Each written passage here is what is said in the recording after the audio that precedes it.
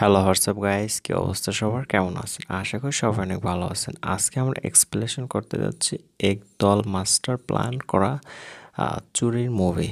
এই চোরের গ্যাংয়ে ছিল এক একজন এক এক ধরনের এক্সপার্ট। কেউ ছিল হ্যাকার এক্সপার্ট, কেউ ছিল তালা খুলতে এক্সপার্ট, আবার কেউ কেউ চুরির মাস্টার প্ল্যান বানাতে এক্সপার্ট। এরকম সব যদি একটা গ্যাংয়ে থাকে তাহলে সেই গ্যাংয়ের পাওয়ার কেমন হয় তা আপনারা বুঝতেই পারছেন। তো এরকম একটা মুভি আজকে আমরা এক্সপ্লেনেশন করতে যাচ্ছি। এই হ্যাকারের দল সবসময় বড় বড় ব্যাংক থেকে হ্যাক করে থাকে এবং সর্বশেষ যে হ্যাকটা করেছিল সেটা করেই তার আর জীবনে হ্যাক করবে না এই কথা বলে। সেই ব্যাংকটা ছিল সরকারি একটি ব্যাংক। এত সিকিউরিটির মধ্যে দিয়েও কীভাবে তারা হ্যাক করেছিল সেটা জানতে হলে দেখতে হবে আজকের এই মুভির এক্সপ্লেনেশন। গল্পের শুরুতে আমরাও ইরান একটি জাদুঘরে চোরের দল দেখা যাক কার নেতা আছে। ঘন্টা খানেক চলে যায় এখানে ও তারপর ওখানে, তাদের মধ্যে গোলাগুলি শুরু হয়। তারে রাগ কেন মৃত্যুর দিকে নিয়ে যায় এবং তার সদস্যদের একজন আহত বা অন্য কিছু হতে পারে। কথা বলা উচিত। আমরা এখন একসাথে থাকি, তাই চাই সেখান থেকে পালিয়ে যায়, কারণ ওপার থেকে আরও অনেক গাইড আসছে এবং দৃশ্যটি 2 বছর ধরে শ্যুট করা হয়েছে। পরে এখানে একটি গহনা দোকান ছিল এবং এখানে কিছু শুধুমাত্র ডিলার আছে, কিছু গয়না নিচ্ছেন কিন্তু চিকিৎসার জন্য। এরপর চোরেরা সেখানে এসে চুরি করে। ডিলার এটি চেষ্টা করুন। যদি আমার কাছে একটি বন্দুক থাকে তবে এটি একজন ব্যবসায়ী চেয়ে খারাপ কিছু নয় এবং চোরকে পালিয়ে যেতে হবে। দৃশ্যটি আবার শ্যুট করতে হবে গাড়িতে যা আছে তার উপরে এবং একই তার কাছে। চোর বাস্তবে আসে সারা চারজনই।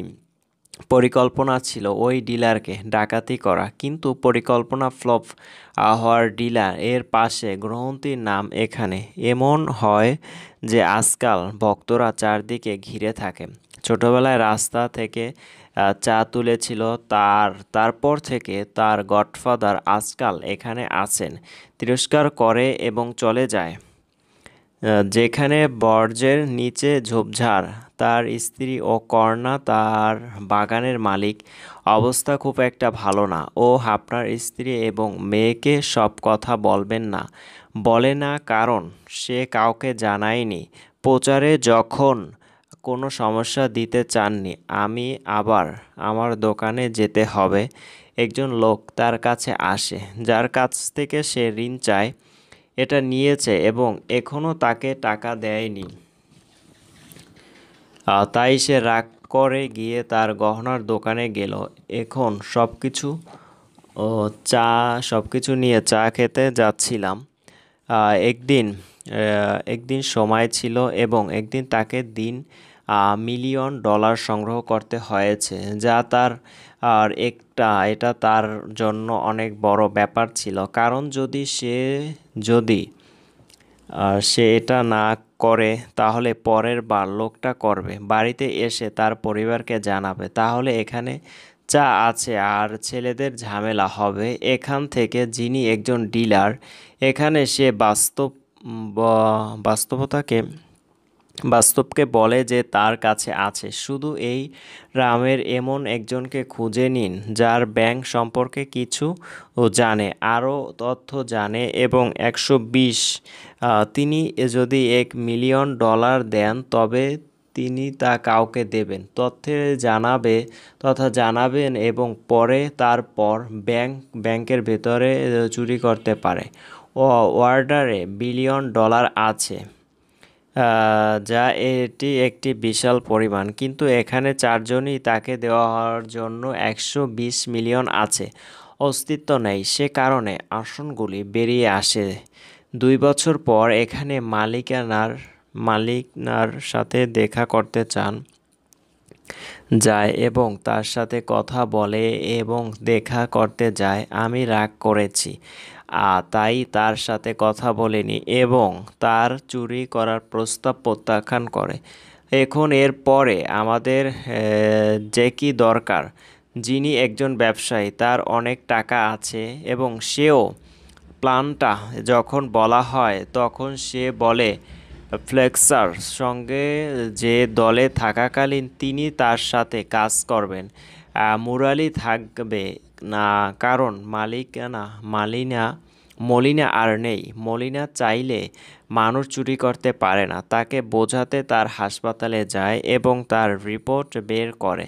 তারপর সে দেখা যাচ্ছে কিডনি বিকল হতে পারে এবং সিকিমে ট্রান্সফার করতে হয়েছে। কিন্তু এরপর খুব দামি মলিনার বাড়িতে গিয়ে তার স্ত্রীকে সব খুলে বলে, আমাকে কিছু বলুন, আমাকে বলুন। বউ কেউ সব কিছু না জানালে তার শখের মতো মনে হয়ও এখানে উপস্থিত লালা কিডনি রূপান্তরিত হয়। ট্রান্সফার করতে টাকা লাগবে, কারণ তার স্ত্রী তাকে চায় না। যে কারণে হনুমান এখন ফাইলে যায়।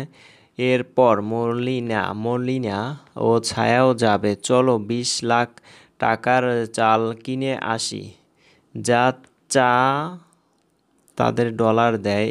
এখন এই টাকা অবিলম্বে নেওয়া উচিত। ডিলারকে দেয় যাতে সে ধার নিতে পারে এবং যা তার বাড়িতে এসেছিল। টাকা নিয়ে লোকটি চলে যায়। আপন একটি দৃশ্য 4 জনের প্রাণ বাঁচায়।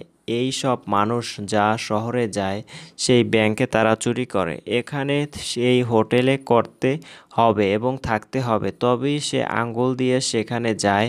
সেই ব্যাংক সম্পর্কিত তথ্য প্রদান করে এবং এই তথ্য খুব দরকারি এবং স্বাস্থ্য থেকে চুরি করার কোনো মানে নেই।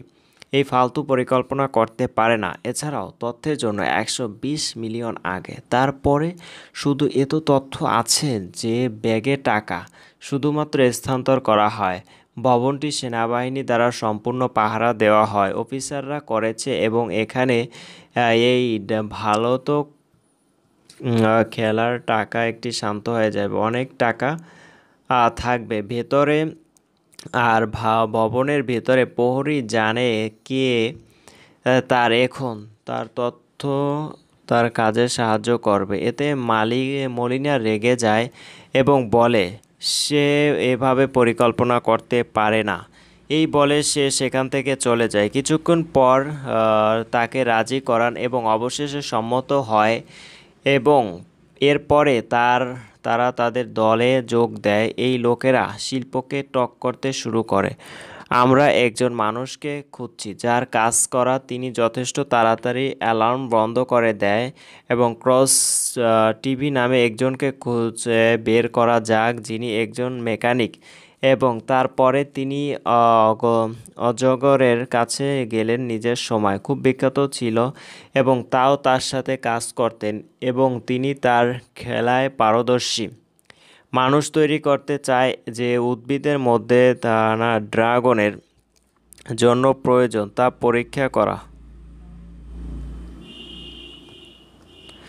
পরীক্ষা পরে যাবে।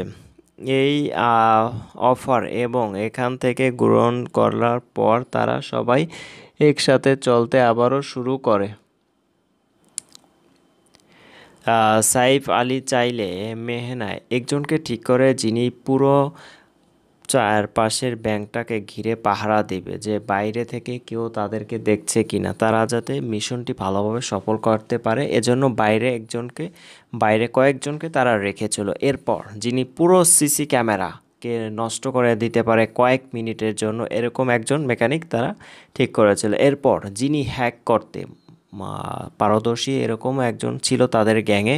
এরপর যিনি সবগুলো লকার খুলতে পারদর্শী এরকম নিয়েছিল। সবাই একসাথে মিলে তারা একটি রাত্রিবেলা মিশনে যায় এবং চারপাশে পুরো সফলভাবে তাদের মিশন সম্পূর্ণ করে। অবশেষে সরকারি ব্যাংক থেকে তারা কয়েকশো কোটি মিলিয়ন টাকা চুরি করতে সক্ষম হয়। আজকের গল্প এখানেই শেষ করছি। মুভি এক্সপ্লেনেশনটি ভালো লাগলে অবশ্যই চ্যানেলটি সাবস্ক্রাইব করে পাশেই থাকবেন।